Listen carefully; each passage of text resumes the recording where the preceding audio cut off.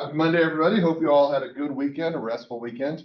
I guess the good news is that next Monday I won't get to say that to you because next Monday we'll be out for Labor Day. So there is a little bit of an extra break next week, depending on how you spend your Labor Day.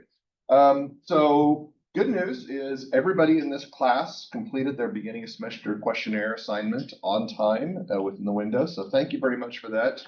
One thing you will hear me say is I will have high praise for the entire class as long as assignments get submitted on time and everybody's doing everything they should be. We had no absences. We've had no unexcused absences. We've had no assignment issues so far. I know it's the first week, but I like to hold the small victories in check and make sure that we know. As long as we keep that up, I'll be very happy. To be honest, it's really unfair for me to say that if one or two people don't meet the goal, that I should chastise the entire class, because Truman students are just phenomenal. I think it's funny because whenever I say it, I'm having trouble with a student, and I'm talking about the remainder of the class, which in this place would be 24 students. It's really, really weird to have that kind of success rate and that kind of conversion. And the reason I say that is when I taught at Oklahoma State, which is where I got my PhD, I taught a class of 140 students. I fully failed 30% of those students in the class. And that just kind of fail rate doesn't exist at this place. But I say failed, it wasn't me saying, I hate these people, I'm going to fail. They failed the class, okay? They had to give them failing grades in the class because they just didn't show up for class, they didn't do homework. Such a neat experience teaching here. It's all I can say. It's so much fun. And this is my 10th year and I'm still not tired of it. All right. Today we're going to be starting out what I call the challenging discussion. So we're going to start with modeling today. These next two chapters are about modeling. The way that I kind of conceptualize this is today what we're going to talk about modeling is how we as people view a particular process. We're going to contrast that next week with structure modeling, which is how a computer treat a process. These are really, really boring and tedious, and they're really, really important to understand. All right. I'm going to tell you right now, I'm not going to stand up here and get really excited about this lectures or these next two lectures. I can't. Okay. They're basically the vegetables of what would otherwise be a very delicious dinner. Okay. It's like maybe you like broccoli. Maybe you're one of those people that's just kind of like, yeah, broccoli's great. Most people on the planet are just going to be kind of like, okay, broccoli is something I have to eat, so my parents can finally say that I can eat it. These are the vegetables of our AIS course. I think that we'll have some very interesting topics later on in the course, but in order to frame a lot of what we're going to be talking about, particularly before the first exam, we need to go through this material right here. It is important to understand this. Some of this you may have some exposure to. Some of this much of this should be fairly new. We're going to talk about the way things were done 10, 15 years ago. We're going to talk about how it's done today. That's one of the reasons why we actually have this textbook that we're using now, is that the old textbook was dealing with old notation and old diagramming methods. We need to deal with modern ones because you're going to be exposed to that when you go into the real world. So the chapter is called Accountants and Business Analysts, which again, I'm using the chapter titles. I think that's a bit of a misnomer. I think this is just going to be business analysis mechanisms and diagramming. And that's going to be how we approach it. In order to get any value of it, when you start out, what is it that we're concerned about? Like, how do we actually use this information as business people and through accounting perspectives? So keep in mind that there's going to be a lot of different operations, and these operations are meant to serve different responsibility areas. So you're going to hear terms throughout this course and in many of your other courses that are going to sound very, very familiar, but you may not know exactly what they're talking about. I personally opt, whenever I'm thinking about really, really high-level concepts or critical concepts, to think about them in the simplest terms. There's an old joke. So Einstein was attributed with saying everything should be made as simple as possible, but not simpler. I misattribute that quote as saying everything should be made as simple as possible, if not simpler. That would be my goal, is to make everything just very, very basic and straightforward. So when we talk about some of these things, you're going to hear me say some very, very key terms. And the reason I use those terms, that's the easiest way to think about them. You've already been exposed to one. Remember, we talked about controls last week? And I said controls are just a response to a risk. And regardless of all the complex things that we're going to talk about with respect to controls in this course, that is fundamentally all that we're really concerned about is that what is it we're doing to respond to a risk? And all of these are the same idea, okay?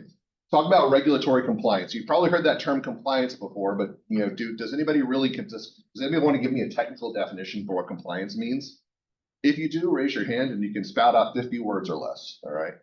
Or 50 words or more if you prefer. So compliance is one of those terms you've probably heard before. All compliance really means is laws and regulations. Is how do we meet laws and regulations? And keep in mind that laws and regulations have a lot to do with the reporting environment that we operate in. Is that publicly traded companies, they are required by law to report based on their operations. That's something the SEC, the Securities and Exchange Commission, requires. By the way, just as we know, unless I give you other context, when I say SEC in this course, I'm talking about the Securities and Exchange Commission, okay? Not the other division of collegiate, which is very well known for football, okay? I know it's college football season and you're gonna be like, why is he talking about the SEC? That's the context that you need to know. So we're talking about the SEC is with respect to business and accounting. Tax returns, obviously, tax returns are going to be another compliance issue, although a different area of compliance because that has to do with paying the government what it's due. Shareholder assurance, that's the whole reason that financial statements started in the first place. That's how that managers an organization prove that they're doing the job that they were hired to do. Investor relations, raising capital loans, forward reporting, statutory reporting. These are all areas of business and reporting that we need to be aware of, and these all have to be captured within our management and accounting information system. So in order to understand this, we need to basically talk about, with respect to these, what are the processes that we're using, and then how do we capture this process? How do we capture these processes, not only in the information system, but how do we document it so people can understand? So let's go ahead and do some very basic definitions, all right? And when I underline these are terms that it's important for you to understand. By the way, I do not ask you to know verbatim definitions. I will not ask you on an exam to say, what is the word-for-word definition of business processes? When I have something underlined like this, I do think it's important to understand, but a general understanding will suffice, okay, as long as you give me something that's reasonably consistent with what I'm asking you about. So a business process is a defined sequence of business activities that use resources to achieve business goals. Oftentimes, when we talk about business processes, we're talking about congregated areas that are common to a lot of different businesses. We're going to talk about 3 specifically in this course, and these are going to be 3 that you should have some familiarity with already. The first of these being the revenue or sales process. Secondly is being purchasing or procurement. When I say purchasing or procurement, I mean those are synonymous terms, not that we do one or the other. And then we're going to talk about kind of how inventory interacts with the rest of those. So supply chain and inventory concerns. We use business analysis to define business process requirements and evaluate potential improvements. So one of the things that we're going to do when we get to chapters 4, 5, and 6. So yeah, maybe it's 5, 6, and 7. No, it's 5, 6, and 7. Is we're going to look at these business process areas and we're going to analyze what is it's going on in these process areas and how can we potentially improve these based on what we know about the limitations of these process areas. So that's part of the goal of business analysis. Next, this is why these next 2 chapters are particularly important, is we're going to use business models as to represent one or more business processes. So in this particular chapter, we're going to be using activity diagrams or activity models. And then the next chapter, we're going to use structure models or structure diagrams. Again, what we're talking about today is basically how we would view it as a human being. And then what we're going to talk about next week is how a computer would view it, or how we should view it from the computerized perspective, the logical perspective. So finally, use documentation to explain how business processes and systems operate. So kind of a hierarchy of, or not really hierarchy, but kind of a sequence, I guess I should say, of why it is we're concerned about business processes and how we represent those in this course. So as I mentioned, for business processes, for business rules, we have 2 approaches that we're going to use. Today, we're going to talk about activity models. And next week, I think I said next Monday, but that's a misnomer. It's going to be next Wednesday. Next Wednesday, we'll start talking about structure diagrams or structure models. All right. Before we do that, let's talk a little bit about the importance of documentation. So again, documentation is kind of the backbone of any business or product system, and certainly an accounting system. For those of you who are, I don't know, I'm going to see using quotes, lucky enough to be accounting majors who get to actually enjoy auditing with me at some point in the future, we'll also talk about documentation in that course. Basically, documentation is going to represent the lifeblood of any process that we're going to be going through, whether that be a business systems process or an auditing process. We need to know what happened at any point in time or what is happening. So what are some of the purposes the documentation serves? Well, the first of these is going to promoting organizational efficiency. So we'd be able to optimize service and production with minimal inputs. So the whole first goal of documentation is to say, what are the resources that we need? And or I guess I should say, what are the resources that we use in a process? And are all those resources necessary? If not, can we simplify the process somewhat? So we want to be as efficient as possible. Now, you probably have predicted what the next one's going to be. If I say efficiency, then I'm also going to say effectiveness. All right. Effectiveness is a little bit of a delineation. It's obtaining its expected service and production outputs. Now, think about it this way. You could say that we could achieve efficiency, but we aren't necessarily achieving effectiveness. Like saying, I'm hungry, I want something for dinner, okay? And you could go out and you could go to a convenience store and you could buy a candy bar and you could say, all right, is this efficient? Yes, okay. You purchase something that costs, I don't know, maybe $2.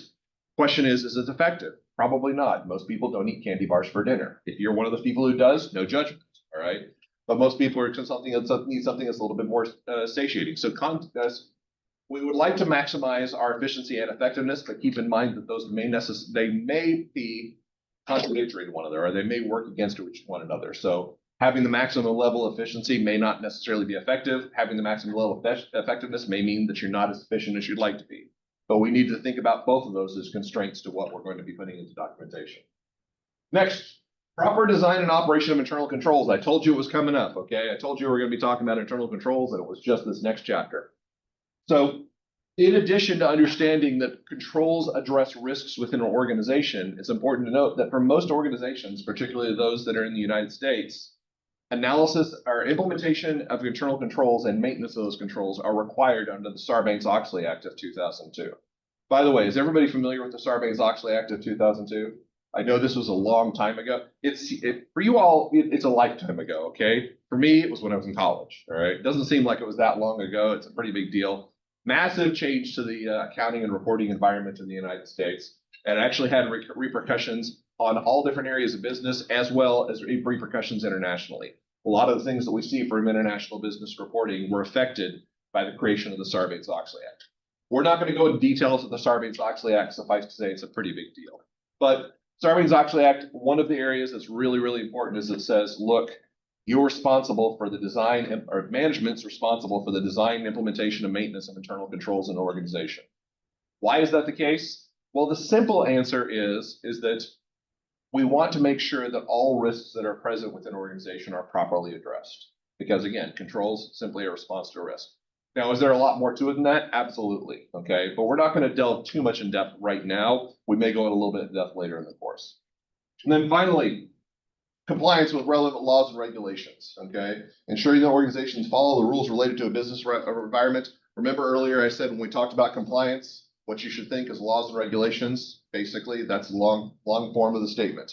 Want to make sure that organization is following the rules. The organization is following the rules, okay? So you kind of think of the first couple of items as relevant to a business following its process and providing value to its stakeholders, being efficient and effective. The next one is going to be, or the next couple are going to be kind of security related. They're going to be making sure that an organization address risks, those are controls, and they comply with the rules, okay? That's the laws and regulations that we talked about before.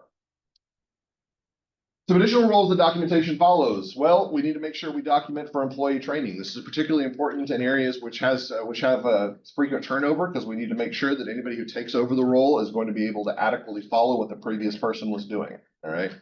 Actually, I'd say that this probably, even places that don't have high turnover, this is probably really important, because if there's no high turnover, it means that when somebody leaves, it's kind of difficult to fill that void. So making sure employee training is followed and people can actually consistently follow the rules of the organization, really, really important. Audit requirements, okay? And as some tax professor might tell you, you should never trust an auditor, but nevertheless, those auditors are going to show up and they're going to actually ask questions. So when you hear the word audit, a lot of people think of the IRS, okay? Well, that is a form of audit, but audit in this context basically means is somebody who comes into an organization and says, are you doing what the stakeholders or what the shareholders are asking you to do? The owners are asking you to do your job. are you doing it properly? And management's got to actually make sure that they prove that they're following the rules, that they're doing their job.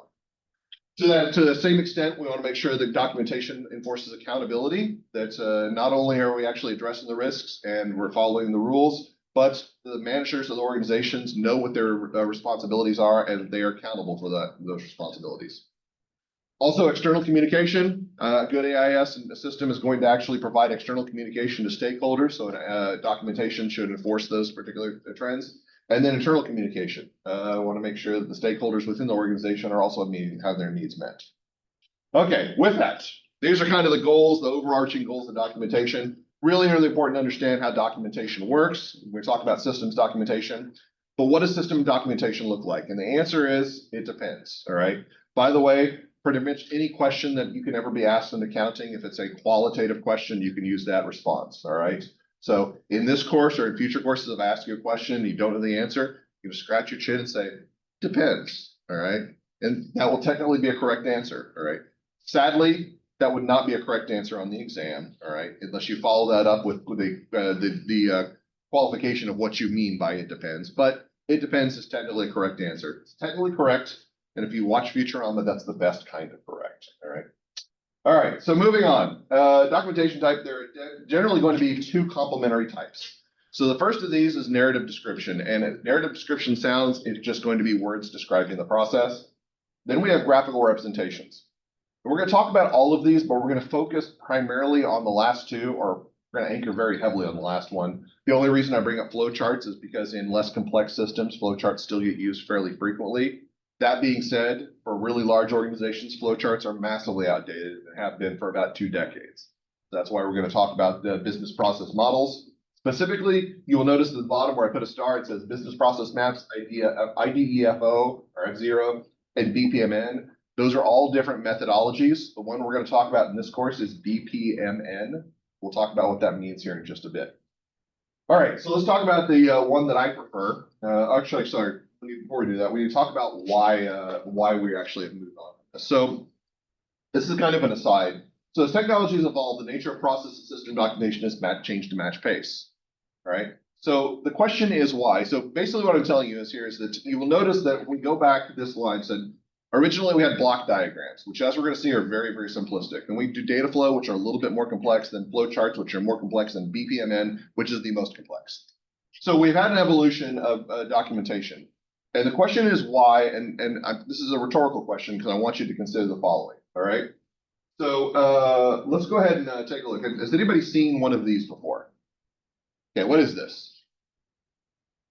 This is an iPad, okay? This is an iPad. So one thing about that is we can say that an iPad is very easy to use, correct? Okay, so hold on to that. We're gonna come back to this because there's something very important to note, all right? Then we have this right here. Has anybody seen one of these before? In a museum, Dr. Barnes, of course, yeah. This was the computer I grew up on, guys, okay? Or at least a computer like this, okay? This is an IBM PC. I don't remember what the brand is, but it was one of those ones. This one actually looks like it was before hard drives because you can see that there are spots for the disks, okay? Disks, you know, those things that don't even exist anymore, you know? So I think it was a 5 1/4 disc that they used to put in there. So this is about mid 80s to early 90s. That were in that kind of situation. Then we can go back even further. We can go back to this. This is the Columbia University, or I think it's a Columbia University punch card computer. So this is like circa late 1960s. And this is where you didn't have a keyboard or a screen. There was no graphical user interface. To program the computer, you literally had to take a punch card. You had to punch out certain code in it, and you had to feed it to the machine to tell it what to do. All right. So let's just talk about these from 2 perspectives. All right, 2 perspectives. Let's say that you are the system user, okay? And system user, you should be familiar with that role. You're sitting in front of a computer right now. You're a user on the computer. If I said, I want you to do one of your assignments on one of these computers, which one would you choose? iPad. The iPad is probably, so it's definitely the most powerful, but it's also the most straightforward to use. It has a very simple graphical user interface. If you've already used an iPad, like the one that I've got right here, you basically click and point on a screen and tell what to do. So from a user perspective, it's very, very straightforward to use, okay? What if I told you that you have, let's flip this around, okay? Now let's talk about the power of the computer and the ability to assemble. So I said, all right, I want you to build one of these machines. Would you still say iPad? By the way, I'm not saying that you would go to Walmart and buy an iPad and bring it to me. That's not building, okay? You had to actually manufacture all the materials yourself. That's your project, okay? Your project is you have to manufacture one of these machines. Obviously, it would be a chore for any of these, but which one would you choose? Probably the Columbia punch card computer. It's the rawest of technology. It's the easiest one to go. So we can say that there's an inverse relationship between the simplicity of use and the simplicity of design. Is that a correct statement? That being said, if we're on the design end, if we're the ones who are database or the system designers or the system administrators, our job is a lot more challenging nowadays than it was back in the Columbia punch card days, because the computers themselves are a lot more complicated, a lot more powerful. So that's kind of it's a really weird dichotomy. It's the ease of use versus ease of design versus ease of use. They're inversely related to one another. So the reason the systems diagrams have become so much more powerful or so much more potent is because the computers themselves are so much more powerful and potent. We need to have stronger tools to show them. That being said, we're going to talk about the tools at a very basic level regardless. So let's go ahead and start with narrative descriptions. Now, narrative descriptions are going to be used in pretty much every scenario. Narrative descriptions are written depictions of components, flows, and other processes within the system. If you're one of those people that can read long paragraphs and come up with really, really meaningful results, if you feel like you're in that, you probably are going to prefer this because you can visualize something by reading what is written. Sometimes I'm like that. It really depends on how bored I get because I've had very, very short attention span. But if I can depict something through this, I prefer a narrative description. So it's very detailed and focused, but it can be hard to follow simply because most people are visual learners. They want to see something that's visually presented. It's a little bit like trying to explain what's in a financial statement versus actually seeing a financial statement. Visualization tends to be a lot stronger than just description. So the reason I mention this is that we will use narrative diagrams, but they are generally used in unison with graphical representations. And again, this is true for all the graphical depictions we're about to talk about here in just a second. All right, so the first two of these are very, very old systems. This is going to be a block diagram system. Again, you do not need to know how to do these for an exam. Like I'm not going to have you do visual depictions of these, the first two, because these are old and antiquated. You will not see in any systems, regardless how simple they are. But I just want to set the stage. So a block diagram, as you can see, is just a series of blocks that show representations between processes. Okay. So a revenue process, what is contained within the revenue process? You're going to have sales orders. You're going to have shipping. You're going to have accounts receivable, which is going to consist of customer invoicing and cash receipts. And if we have a very simple organization, this could be sufficient. Again, this is pretty outdated. This is something that I would say probably fell out of favor back in the late 70s, early 80s, where we started seeing changes in this. The problem with this is that it doesn't really depict the different aspects of each of these processes, nor does it provide detail on these different process areas. If we were to drill down further, we'd have more detail, which is why we moved eventually to data flow diagrams. So data flow diagrams, more detailed graphic representation that shows movement, storage, and flows of data in the system. So this is important to note is that when we look at a system, we need to understand what are the differences between representations of notations within that system diagram. We need to say, all right, what is basically something that's being stored? What is something that's representing a process? What is something that represents a movement of information? And this kind of meets the need of that at a very basic level, So we can say, for a data flow diagram, we could say start out with drilling down a little bit further. So we're going to look at the cash receipts instead of just looking at it as a block. We're going to look at the individual cash receipt system. We're going to say the customer. The customer is going to be one of those who's going to provide information to our cash receipt systems, our customer receipt system. How? They actually send a check, and presumably something that tells us what the check is for. We actually take that, we deposit it in a bank. So we actually move it to the bank. We deposit it so we have it for later. But we also note within our general ledger that the customer has paid us for something that they owe. All right. So we're actually going to recognize that in general ledger system. Now, if I asked you to tell me that, so what happens when a customer makes a payment, that's probably fairly intuitive. But would you have remembered all of those individual flows and processes? Maybe not, which is why we have this narrative or this graphical depiction of this particular process. Now, again, this is better than our block diagram, but this is still pretty simplified, especially as the system itself becomes more and more complex. So that's where we start moving into something called a flow chart. Now we're going to talk a little bit of flow charts. Flow charts, if I ask you questions on, they're going to be very superficial, very high level, because again, flow charts are somewhat outdated. But these are things that a lot of people have heard the terminology before and have some familiarity with. You may have actually talked about flow charts in other courses. That's great because this will actually set the stage for what we're going to be talking about at the end. So flow charts. This is a graphical representation that provides a highly detailed view of the system's components and processes. The graphic shows what a system does and how the system does it. It's most frequently used by accountants, all right, and uses an if-then format. And the if-then format basically says, if this happens, what is the result, all right, if this particular process. Oftentimes, this can be multiple steps. There can be actually two ifs, it can be three ifs, because we can actually detail what happens in multiple scenarios. Shows what the processes are, not what they should be, and it's governed by national and international standards. A lot of organizations still use flow charting as method for diagramming their system, particularly smaller organizations. It is very, very powerful and potent, but like I said, it's a little bit outdated as computers have become more and more evolved and complex, and systems have evolved to match that. But let's go ahead and talk about some basic kind of concepts with respect to flowcharts. So first of all, flowcharts is generally going to be represented by multiple different symbols. Now, unless you spend a lot of time learning flowcharts, you're not going to remember what those symbols are, and that's fine. I'm not going to make you memorize those symbols for the exam. I'll tell you right now, there will be no questions on the exam about what flowcharting symbols represent, all right? If I give you anything about flowcharting, it will be very, very detailed explained about what each thing represents, or I may give you a flowchart that's fairly easy to interpret without diagram or without diagram knowledge. So even though I provided you with this, I don't expect you to memorize all these symbols, okay? Memorization is the bane of my existence, by the way. There will be things that you have to memorize in this course, but this is not going to be one of those. I think that there's limited application to it. But it's important to note what these symbols represent and what their different components are. So basically, you'll look at these first two here, and you'll notice these represent processes, all right? Which are non-tangible features of a system. So a process would basically say is that when something happens, it kicks something in the computer into gear, or the system in the gear, and the system processes this information. And you'll notice there's two different process types. One of these is going to be a specific activity that's going to be by a computerized system, and this one is going to be a manual system only.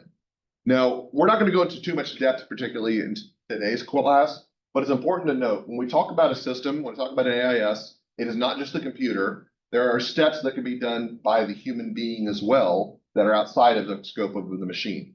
So even though we integrate very heavily with computers in this course, the processes are not isolated to just the computer work. That's an important distinction to make. Then we've actually got these items down here. We got storage, and you can tell flowcharting is old because it's got magnetic disk storage still listed on here, which it's even like, may say that's not that old, Dr. Barnes, but look at it. It looks like a magnetic tape. Do you know how long ago it was when we stored stuff on magnetic tape? It was well before everybody but one person in this room was born, okay? Yeah, I still remember magnetic tape, but anyway, yeah. So it's a little bit old, so you can kind of tell this is a little bit dated in the processes. And then we actually have communication, and then we have clarification symbols.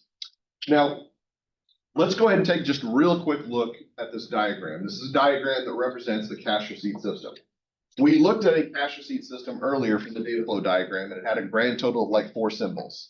As we can see, when we put a system, a true AIS system in the mix and integrate a computer, this becomes a lot more complicated. At least it looks a lot more complicated. The simple truth is this is not all that complex once you start understanding the individual components and what they represent. So instead of looking at this diagram and saying, let's look at every single little step, let's talk about what the individual components might mean. So first thing, we might want to know that one big step in the decision or the flowcharting process is to make sure that we know that there's if-then usage. So a big point in interpreting flowcharts is understanding how decision symbols work. So has anybody ever made a decision in this course, just out of curiosity? I hope so. I hope most people have made a decision. If you've never made a decision, then you're indecisive. Okay, you should get over that. But decision is basically where you're actually looking at more than one alternative and trying to determine what's the best one. A system will actually follow that process. And usually, depending on what the answer is to that question, if it's a dichotomous process, just two different possible outcomes, it will detail what the steps are for each of those. Now, note decision symbols are not necessarily listed or limited to two possible outcomes. You could have multiple outcomes, but every single time that you have an outcome within the system, the flow chart needs to document what are the steps in the process that need to be performed for every single outcome. So we'd like to keep it a fewer outcomes as possible, a minimal number of outcomes. Also, something to note is you will notice that in simple usage in in flowcharts, there's a lot of these documents that pop up. So this is actually the flowcharting symbol for documents. And you'll notice that we have 6 different iterations of sales order. Why do you think they put the sales order there, that symbol there 6 times? Just because they really, really like sales orders and want to have multiple copies of them? So think about how this would operate in a system. Would multiple people within an organization want to know about the sales order? Like, again, if you think about a revenue process, the sales order is sent by the customer. Customer says, hey, I'd like to buy this for you. Says, okay, let us draw up a sales order so we can deliver this particular good to you. Are there multiple steps in the revenue process that would want to have a copy of the sales order? This tells you yes, okay? This tells you yes. We haven't looked at the revenue process yet, but what we're going to find out is yes, the answer is absolutely. We're going to see multiple steps where we're going to say, we need a copy of the sales order. Some of this is going to be so we know what the information is and we can move on to the next step. Some of this is going to be redundancy. We want to see the sales order. We want to match that to the shipping report. Why? Because we want to make sure that what was shipped out is the same thing that's on the sales order.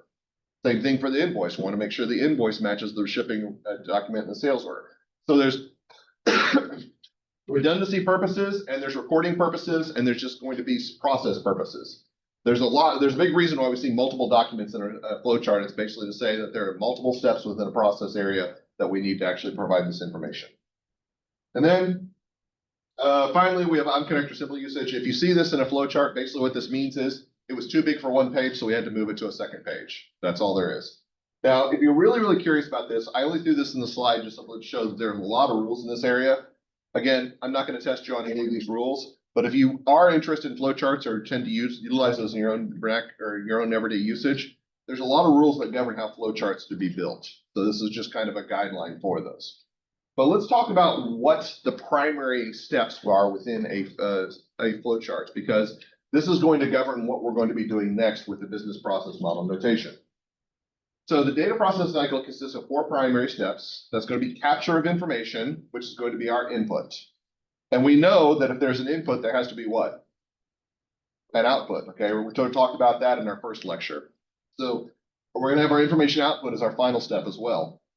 Intermediate steps are going to be processing and storage. So when we get an input, the first question we have to say is, what are we going to do with that input? Is it just going to sit on a computer and just kind of rot forever? Presumably not. If we get data, there's a reason why we get data. So what are we going to do with that data? The answer is we're going to process the data in some way. So if we receive a sales order from a customer, we are going to process that sales order. We're going to check their credits. We're going to say, all right, we want to do business with them. We're going to send them inventory. We're going to send them a bill. There's going to be a lot of processing steps that go to that first input. All right. So processing is saying, what do we do with our input? What do we use that input for? And there's many different processes we could walk through. Additionally, we've also got something called storage. All right. You've probably heard of storage before. You probably experience storage on an everyday basis if you carry around one of those phones. Does anybody not have a mobile phone, by the way? I just think we're to the point nowadays that you'd have to live in the middle of the woods, off the grid to actually not be connected that way.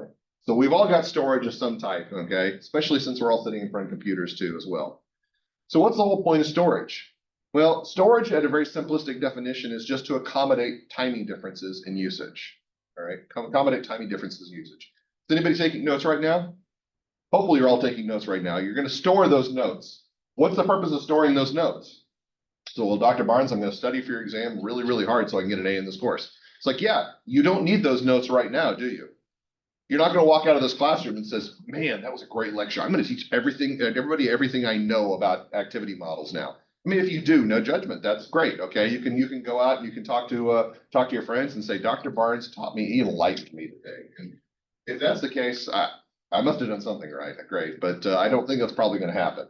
No, you're going to hold on to that information and use it in the future. You're going to store the information for a future purpose. That's all storage really is using is basically taking data and for future usage. So we know that we want to hold on to this sales order because eventually we're going to send goods to a customer. So the sales order's got to be held in our system. And once we're ready to ship out goods to the customer, we pull up the sales order and said, all right, here are the goods that they ordered. Let's ship those out. Accommodating timing differences, that's sales. Now you may make an argument, well, isn't there more to it there? Can't we use it for data mining? And the answer is yes, that's actually a byproduct of data storage, is that we actually have that ability to do that as well. But our primary purpose is to basically just accommodate timing differences. So I like to call these steps the IPSO framework, okay? Information processing, storage, and output. It's just easy to remember IPSO for those steps. There is an additional flowchart type symbol. It's called a flow, and that is just as it sounds, is when we move something from one phase to another. So we move something from input into processing, move something from input into storage, we move something from processing to output. Whatever it might be, that is a flow. And so flowcharting symbols loosely correspond to the parts of the data processing cycle that they relate to. And basically what that means is we go back to those flowcharting symbols before, you can kind of see that some of those symbols related to processes, some of those symbols related to storage, some of those symbols related to inputs and outputs. And so you can say there's a loose correspondence there, so it's very easy to follow with respect to flowcharting, as long as you're familiar enough with the symbol process. Now, that being said, I don't expect anybody in this room to be an expert in flowcharting. If you found flowcharting fascinating, great. Hopefully you'll find this next step fascinating, because this is the one that we really need to talk about, okay? This is the next set of diagrams. This is called BPMN diagrams, which stands for Business Process Model and Notation. Now, this one's relatively new. I know it looks like 2004 is not that new. It's 20 years ago, but relative to all the rest, it's pretty new. So it's maintained by the Object Management Group, which, by the way, you'll see that name again because when we get to UML diagrams, they also maintain, the Object Management Group maintains those as well. And it's an upgrade to traditional flowcharting to encompass more complex and modern business processes and systems. Generally, it uses specialized modeling software, which means that I'm not going to give you anything really complex to do in this course, because if I asked you to do a complex BPMN diagram, you would need specialized software for that. Will you have to do BPMN diagrams for your homework and other assignments in this course? The answer is yes, but they will be very, very basic. They will be very basic. I will tell you one thing that I really like about BPMN diagrams. There tends to be a lesser variety, I guess I should say. There tend to be fewer symbols that are used in BPMN diagrams than in flowcharts. So there's not nearly as many things to remember. What the complexity comes up is that how do we communicate information across entities and across within organizations? That is actually where BPMN diagrams get their advantage. Not that they actually use more complex information or more complex flows of information, but that they actually illustrate how organizations and how departments work with one another. So that's why they're really important. So let's talk about what we need to know for start out for BPMN diagrams. So our elements are going to be starting, intermediate, and ending events, and they are just as they sound. Any event has to have a starting point to say, all right, we need to know customer is going to actually inquire about a possibility of purchasing from us. This may not even be the sales order issuance. This may just be an inquiry, a call for inquiry saying, do you have this available? It's like when you go to Amazon and say, you know, I really want to buy, what's something to buy on Amazon? A pair of boots. Okay, that's the first thing that came to mind for some reason. So you're gonna say, do they have these boots in my size? All right, you're making an inquiry. That's your starting event.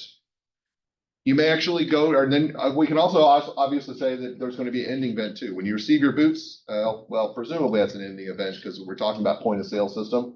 That's going to be your ending event on the Amazon example. In other situations, there may be a different ending event. If we're talking about a business-to-business environment, we extend things on credit. Okay, we extend credit to our customers, so they have to eventually pay us after they receive those goods. So there may be different ending events depending on the scenario.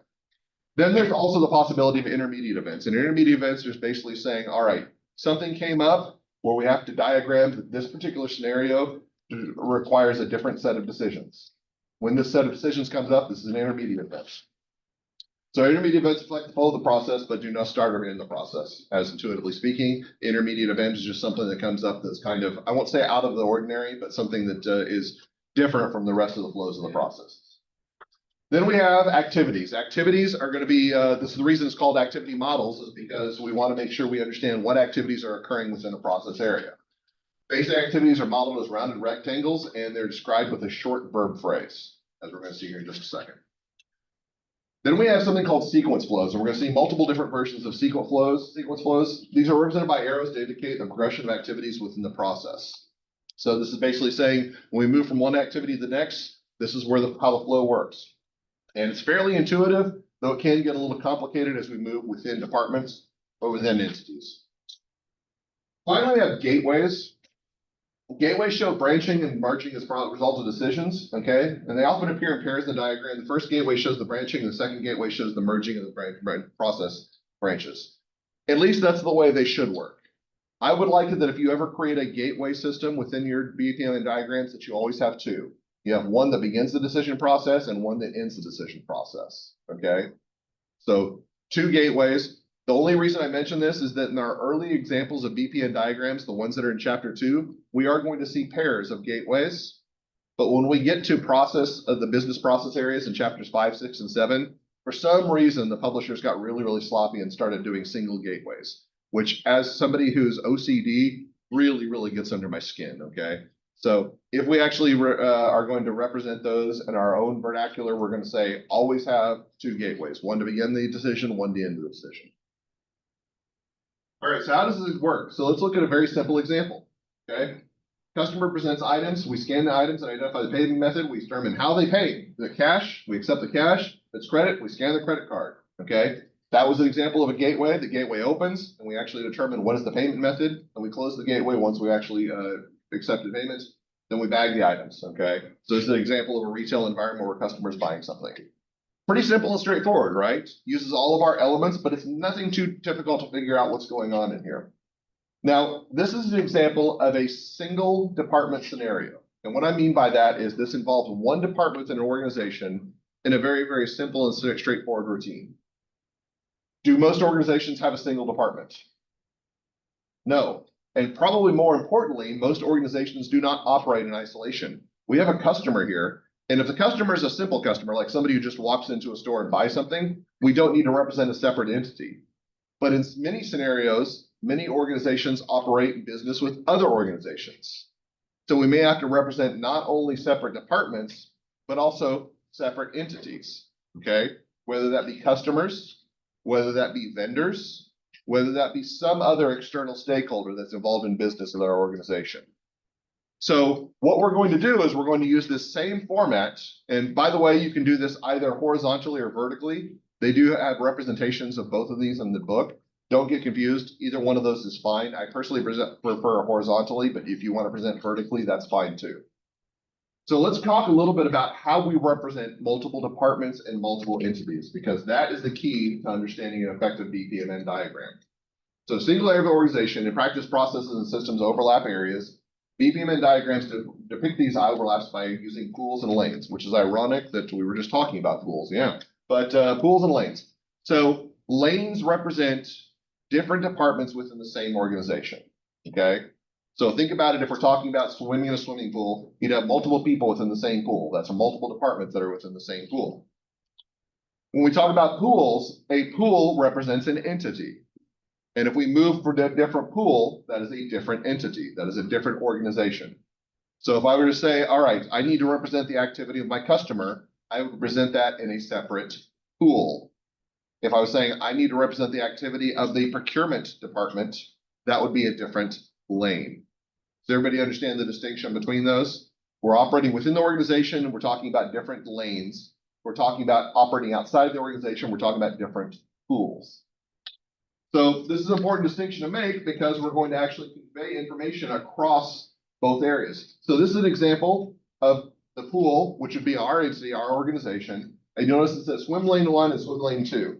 These would be two different departments. So we have the first department that's basically saying, all right, we are the customer order processing department, and it moves information to the shipping department. So you will notice here that they receive the customer order, they move it over to shipping. Shipping is going to pick product, box it, and then ship it out to the customer. And then there will be some sort of approval that occurs here. I'm making this up, by the way, as I go along. This is not those actual two departments. I'm just kind of using a scenario where we actually talk about communication between two departments. But you will see here, we've got movement between multiple departments of the organization, which is pretty frequent because the departments are going to interact. It's important to note that when we see communication or sequences that occur across departments or across parts of the organization, these are denoted by a solid line. So remember our sequence flows, going back a few lines, sequence flows right here. So when communication occurs between pieces of the organization, it's going to be a solid line right here, all right? So communications between organizations is, we're moving too forward. So it says simple communication between departments or lanes is an organization is indicated by an unbroken line, a solid unbroken line. What if I need to communicate to somebody outside of the organization? That is where we're going to take a line, but we're going to make it a dash line, okay? It's going to be a dash line with an arrow at destination and a small circle in the source end. So an example like this. So this is a doctor's office where they're talking to the patient, and the patient has to provide information to the doctor's office in order to be able to understand what needs to be done and what the next step is. All right. So the patient's going to request an appointment, and they're going to actually reach out to the doctor's office to do so. In that request, information is being communicated from the patient to the doctor's office. So we're talking about a communication between two separate entities, patient and the doctor. That communication is represented by a dashed line. Now, would this be different if we're talking about one area of the doctor's office talking to another area? So say, for example, the area of the doctor's office that's handling coordination of scheduling customer appointments between the doctor himself, who actually coordinates those. That communication would still occur, but that would be a solid unbroken line if we're talking about departments within the same organization. So again, I know that's a simple distinction, but it's a really important one to make because we are going to be dealing with both scenarios. So as you can see, DBAM diagrams, they actually convey a much wider variety of information because we can look at multiple different parts of organizations as well as multiple organizations simultaneously. But they're pretty simple in concept. There's only a few things that we need to understand. We need to understand what are activities, okay? What are events? And then we need to also talk about what are decisions that have to be made based on the type of situation that's being occurred. These are actually going to relate to what we're going to talk about next when we get to structure diagrams. The philosophy will remain the same. So this has been simplified from the flowchart diagrams and yet somehow still more complex in the value of the information that it provides. All right, to wrap up, real quick, bad news, these are going to continue to get more and more complex over time. And regardless of the role that you're going to have when you get a job in the future, you're going to be required to know this in any capacity, okay? You are going to have to be able to interpret this information. The good news is, as it becomes more detailed, the tools development documentation is being evolved. We're going to be doing it by hand, but you can actually do this computerized pretty easily now with the tools that we have. And the best news of all, if for some reason you sat there and you're saying, this was really, really cool, I'd like to learn more, you have a bright career ahead of you. Okay, you have a bright career. All right, we are back in on Wednesday for AI discussion. No prep required. I'll see you all then.